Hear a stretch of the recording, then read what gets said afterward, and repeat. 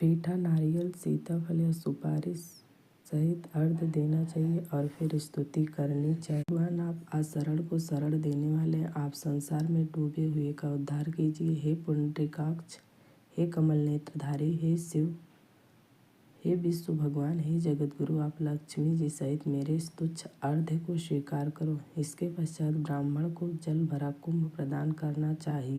ब्राह्मण को श्याम माँ, गाय और तिल स्नान भोजन में श्रेष्ठ तथा मनुष्य को तिल दान भी करना चाहिए। इस प्रकार जो मनुष्य जितने तिल का दान करता है उतने ही वर्ष स्वर्ग में निवास करता है। तिल स्नान, तिल का उपटन, तिल का हवन, तिल आदुक, तिल का भोजन, तिल का दान, यह षट तिला एकादशी कहलाती है। इससे अनेक प्रकार के पाप नष्ट हो जाते हैं। नारद ऋषि बोले, हे भगवान, आपको नमस्कार। इस षट तिला एकादशी का क्या पुण्य है और क्या कथा है, सो कहिए।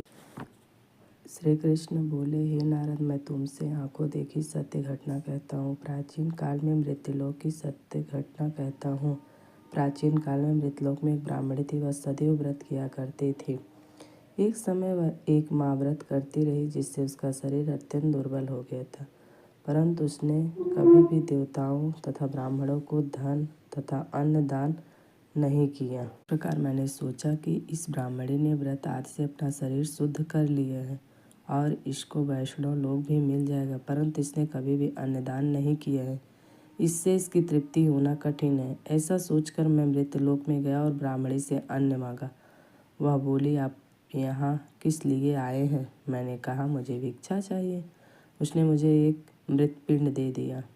मैं उसे लेकर लौट आया। कुछ समय बीतने पर ब्राह्मणी भी शरीर त्याग कर स्वर्ग आ। पिंड के प्रभाव से उसे एक आत्मगृह मिला, परंतु अपने को वस्तुओं से शून्य पाया। वह मेरे पास आई और बोली, हे भगवान, मैंने आपको अनेकों व्रत आदि से आपकी पूजा की, परंतु फिर भी मेरा घर वस्तुओं से शून्य। मैंने कहा, तुम अपने गृह जाओ और देव स्त्रियाँ तुम्हें देखने आएंगी।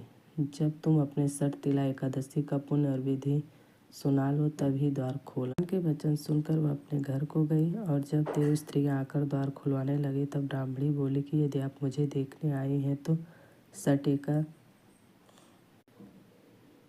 षट तिला एकादशी का पुण्य और विधि का महात्म्य कहिए।